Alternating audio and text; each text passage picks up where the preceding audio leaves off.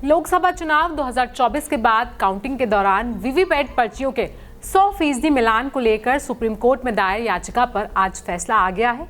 Court ने ये मांग ठुकरा दी है। साथ ही बैलेट पेपर से चुनाव कराने की याचिका को भी कोर्ट ने सिरे से खारिज कर दिया है, जो कि विपक्षी दलों के लिए एक बड़ा झटका है। बता दें कि ईवीएम और वीवीपैट पर याचिका पर संजीव खन्ना और दीपांकर दत्ता की बेंच ने सुनवाई की। सुनवाई के दौरान दोनों जजों की बेंच ने बैलेट पेपर से वोट डालने वाली मांग को भी खारिज कर दिया, जिसकी मांग कांग्रेस और टीएमसी काफी समय से कर रही थी। आपको मालूम हो कि वीवीपैट का इस्तेमाल वोटिंग के दौरान होता है, जिससे मतदाता ये सुनिश्चित करता है कि उसने जिस कैंडिडेट के नाम पर बटन दबाया है वोट उसी के खाते में गया है या नहीं। तो आखिर क्या है ईवीएम और वीवीपैट का ये पूरा मामला और कोर्ट ने इस याचिका को क्यों कर दिया खारिज, आइए आपको वीडियो में बताते हैं। नमस्कार, मैं हूं आयुषी और आप देख रहे हैं जनसत्ता।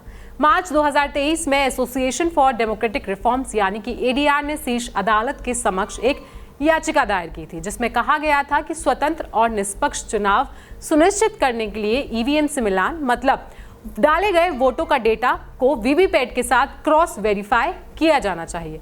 इसके अलावा एडीआर ने वीवीपैट पर्चियों पर बारकोड लगाने का भी सुझाव दिया था, जिसके बाद शुक्रवार को याचिका को खारिज करते हुए न्यायमूर्ति खन्ना ने कहा, एक सुझाव जिसकी भारत के चुनाव आयोग द्वारा जांच की जा सकती है वो ये होगा कि क्या पेपर पर्चियों की गिनती के लिए इलेक्ट्रॉनिक मशीनों का इस्तेमाल हम कर सकते हैं। साथ ही साथ कोर्ट ने कहा कि आयोग पर्चियों पर बारकोड और पार्टी सिंबल लगाने के सुझाव पर भी सोच सकता है। गौरतलब है कि वर्तमान में वीवीपैट वेरिफिकेशन के तहत लोकसभा क्षेत्र की प्रत्येक विधानसभा क्षेत्र के सिर्फ 5 मतदान केंद्रों के ईवीएम वोटों और वीवीपैट पर्चियों का मिलान होता है। इस महीने की शुरुआत में सुप्रीम कोर्ट ने चुनाव में सिर्फ 5 रैंडमली रूप से चयनित ईवीएम को सत्यापित करने के बजाय सभी ईवीएम वोट और वीवीपैट पर्चियों की गिनती की मांग करने वाली याचिका पर आयोग को नोटिस जारी किया था, और जिसके बाद चुनाव आयोग को कोर्ट से अब राहत मिल गई है। अब सवाल उठता है कि वीवीपैट पर्चियों को सिर्फ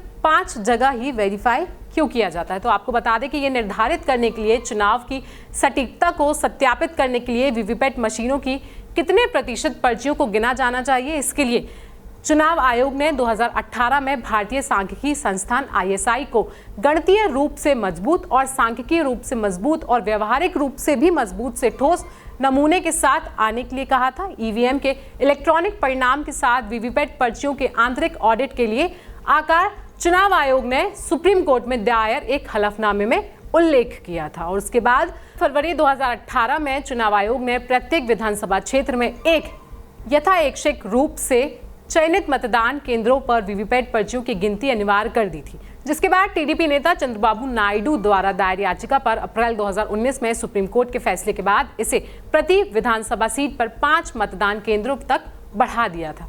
बता दें कि 5 मतदान केंद्रों का चयन संबंधित रिटर्निंग अधिकारी द्वारा उम्मीदवारों और उनके एजेंटों की उपस्थिति में ड्रॉ के द्वारा किया जाता है। अब आखिर क्या है ये वीवीपैट मशीन की बात अगर हम करें तो इसे भारत इलेक्ट्रॉनिक्स लिमिटेड BEL और electronic corporation of India limited ने 2013 में बनाया था। इसका मतलब voter verifiable paper audit trail होता है। ये मशीनें डिजाइन की थी। ये दोनों वही सरकारी कंपनियां हैं जो ईवीएम यानी कि इलेक्ट्रॉनिक वोटिंग मशीन को बनाती हैं। वीवीपैट किस तरह की मशीन है, तो आइए हम आपको बताते हैं। वीवीपैट मशीनों का सबसे पहले इस्तेमाल 2013 के नागालैंड विधानसभा चुनाव के दौरान हुआ था। इसके बाद 2014 के लोकसभा चुनाव में कुछ सीटों पर भी इस मशीन को लगाया गया था। 2019 के लोकसभा चुनाव में पहली बार वीवीपैट मशीनों का इस्तेमाल देश भर में किया गया था। उस चुनाव में 17.3 लाख से ज्यादा वीवीपैट मशीनों का इस्तेमाल हुआ था। वहीं इस मुद्दे पर चुनाव आयोग द्वारा भी प्रतिक्रिया अब सामने आई है। चुनाव आयोग ने कहा है कि अब सभी तरह के पुराने सवाल खत्म हो जाने चाहिए। इसके साथ ही चुनाव आयोग ने सुधार के निरंतर सुधारों का भी विश्वास दिलाया है। ईवीएम और वीवीपैट के मुद्दे पर आप क्या राय रखते हैं, हमें कमेंट बॉक्स में जरूर बताएं। साथ ही साथ देश और दुनिया की खबरों के लिए देखते रहें जनसत्ता।